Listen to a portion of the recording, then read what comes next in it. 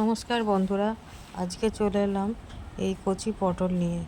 এই পটল দিয়ে আজকে আমরাই সুন্দর একটা রেসিপি করে বানাবো, যা গরম ভাতের সাথে খেতে খুব পছন্দ লাগবে।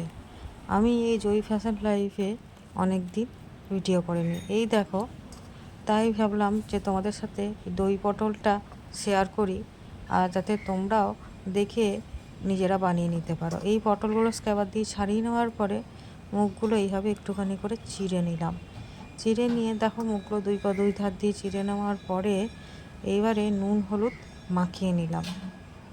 নুন আর হলুদ মাখিয়ে নিয়ে খানিকক্ষণ কিন্তু রেখে দিতে হবে, যাতে নুন আর হলুদটা ভালো করে এই পটলের সাথে ম্যারিনেট হয়ে যায়। ভালো করে নুন দিয়ে হলুদ দিয়ে চটকে ভালো করে মেখে নিতে হবে। প্রথমে আমরা আগে তো জল খোসা ছাড়িয়ে জল দিয়ে ধুয়ে রেখেছিলাম।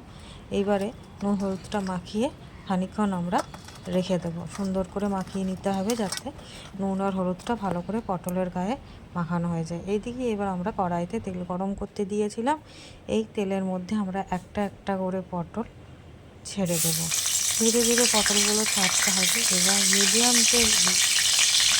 মিডিয়াম যে আঁচ আছে, সে আঁচের মধ্যে এই পটলগুলোকে লাল লাল করে ভেজে নিতে হবে। পটল ভাজা হয়ে গেলে অনেকাংশে সেদ্ধ হয়ে যায়, তাই পটল ভাজা ভালো করে হয়ে রাখতে হবে। পটল যদি ভালো ভাজা না হয় তাহলে কিন্তু রেসিপিটা খেতে ভালো লাগবে না। আমরা একটু মিডিয়াম রাখলাম ফ্লেমটাকে, খুব লো দিলাম না আর খুব হাইও দিলাম না। লো মিডিয়াম ফ্লেমে ভালো করে আমরা এই পটলগুলোকে ধীরে ধীরে ভাজতে থাকবো। একটা উল্টে পাল্টে করে সুন্দর করে ভাজা হয়ে গেলে, লাল লাল করে ভাজা হয়ে গেলে একটা একটা করে পটল আমরা তুলে কড়াই থেকে তুলে থালাতে রেখে দেবো। দেখতে থাকো, এইভাবে আমরা একটা একটা করে পটল তুলে থালাতে রেখে দিচ্ছি। তারপরে যে বাকি পটলগুলো থাকবে, সেই পটলগুলো আমাকে এইভাবে যে তেলটা পুড়ে রয়েছে সেই তেলে ভেজে নিতে হবে।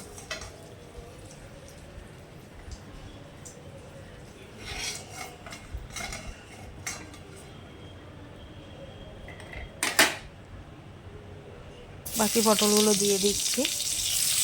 খানিকটা পটল ছিল, কিছুটা পটল ধরেছিল, একবারে সব পটলগুলো তো তেলে ধরবে না, তাই একটা একটা করে পটল যেহেতু ভাজতে হবে আমাদেরকে সুন্দর করে, তাই প্রথমবারের ধাপে পটল ভাজার পর দ্বিতীয় ধাপের পটল আমরা এইভাবেই সেম পদ্ধতিতে ভেজে নেব। এইদিকে আমি টক দই, লঙ্কার গুঁড়ো আর নুন দিয়ে রেখেছি। এইদিকে রেখেছি কাজু, কিশমিশ আর চারমগজ। তেল গরম হয়ে গেছে, আমি একটু তেজপাতা দিয়ে রাখলাম এর সাথে। পারলে গোটা গরম মশলাও দিয়ে রাখো, আমার কাছে সেদিন ছিল না বলে আমি দিয়ে রাখতে পারিনি। এদিকে দই যেটা রয়েছে, দইটা ভালো করে আমাদেরকে ফেটিয়ে নিতে হবে। সুন্দর করে নুন দিয়ে আর লঙ্কার গুঁড়ো দিয়ে, কাশ্মীরি লঙ্কার গুঁড়ো দিয়ে যে দইটা আমরা রেখেছিলাম, এই টক দইটাকে একটু ফেটিয়ে নিতে হবে, সুন্দর করে ফেটিয়ে নিতে হবে। এদিকে টমেটো, কাঁচা লঙ্কা আর আদাও আমি অ্যাড করেছি, সাথে একটু পোস্তও নিয়েছি।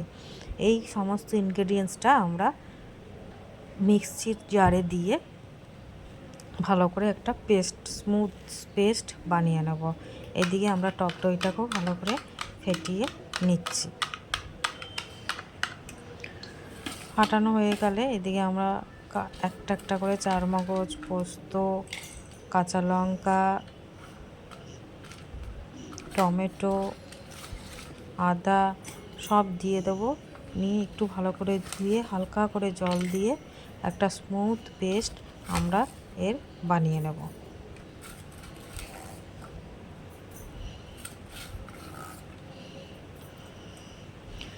আর টমেটোগুলো আমি কড়াইতে দিয়ে দিচ্ছি। কড়াইতে দিয়ে আমি একটুখানি ভেজে নিচ্ছি, যাতে নরম হয়ে যায়। সুন্দর করে ভাজা হয়ে গেলে পেস্ট করেও দিতে পারো তোমরা, তবে আমি ভেজেই দিয়েছি, কারণ ভেজে দিলে একটু গোটা গোটা থাকে আর মুখে লাগলে স্বাদও লাগে। তোমরা যদি কেউ মনে করো পিউরি করবে, তাহলে সেটাও টমেটোর করে নিতে পারো। তাছাড়া আমি এখানে করিনি, আমি এই উপকরণগুলোই কেটেছি আর টমেটোটাকে ভেজে নিয়েছি। টমেটোটা মোটামুটি ভাজা হয়ে গেলে উপকরণটা আমি কড়াইতে দিয়ে দেবো। দিয়ে ভালো করে একটু জল দিয়ে ধুয়ে নিয়ে সমস্ত উপকরণটা দিয়ে আমি সুন্দর করে মিনিট 5 ভালো করে নাড়াচাড়া করতে থাকবো, যাতে এই মশলাটা কষানো হয়ে যায়। এর সাথে আমি কিছু মশলা অ্যাড করব। একটু জিরের গুঁড়ো দিলাম, একটু হলুদ গুঁড়ো দিলাম, একটু নুন দিলাম, দিয়ে মশলাটাকে একটু ভালো করে কষিয়ে নিলাম। সুন্দর করে মশলাটা কষিয়ে নেওয়ার পরে যখন দেখবো মোটামুটি কষে এসছে, একটু তেল ছাড়তে শুরু করেছে মশলাটা থেকে, তখন আমার এই যে ফেটিয়ে রাখা যে দইটা রয়েছে, ফেটিয়ে রাখা দইটা আমাকে এর সাথে অ্যাড করে দিতে হবে। সুন্দর করে একটু জল ছিল, সেই জলটা দিয়ে ভালো করে নাড়াচাড়া করে মশলাটাকে ভালো করে কষিয়ে নিয়ে ওই যে ফাটানো দইটা আমাকে এর সাথে অ্যাড করে দিতে হবে। দেখো জলটা তেল ছাড়তে শুরু করেছে, মোটামুটি মশলাটা কষেই এসেছে।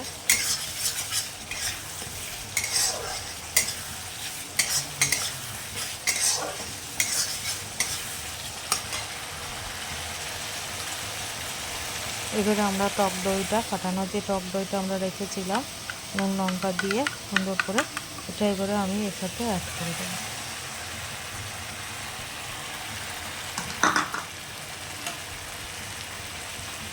নিয়ে আরও খানিকক্ষণ নাড়াচাড়া করতে হবে সুন্দর করে, দিয়ে আমাকে আর একটু নাড়াচাড়া করে তারপরে যে পটলগুলো ভেজে রেখেছিলাম আলাদা করে, সেইগুলো আস্তে আস্তে এর সাথে অ্যাড করে দিতে হবে। ফুটতে শুরু করেছে দেখো বন্ধুরা, এর মধ্যে আমি পটলগুলো দিয়ে দিলাম, ভেজে রাখা যে পটলগুলো ছিল সেইগুলো দিয়ে আর একটু সুন্দর করে নাড়াচাড়া করতে থাকলাম।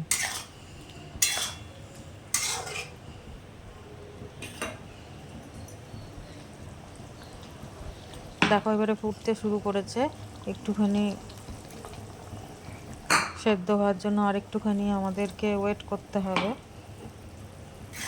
যাতে পটলগুলোর মধ্যে ভেতরে মশলাটা সমস্ত ঢুকে যায়। তাহলে এর জন্য একটুখানি আমরা মিনিট 2-3 চাপা দিয়ে রেখে চলে এলাম আবার। দেখো পটলগুলো পুরো সেদ্ধ হয়ে গেছে। এবার একটু সামান্য চিনি আর গরম মশলা আমরা উপর থেকে ছড়িয়ে দেবো।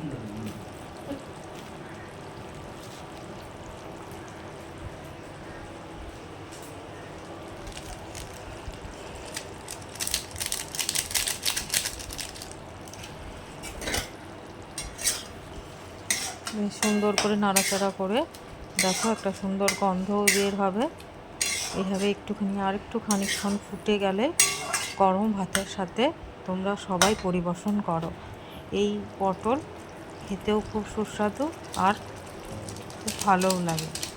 সবসময় পটলের তরকারি, পটলের দোরমা, তারপরে পটল বাটা যখন খেয়ে খুব বোর লাগবে তোমাদের, তখন তোমরা এই সুন্দর একটা মজাদার রেসিপি তোমরা বানিয়ে নিতেই পারো।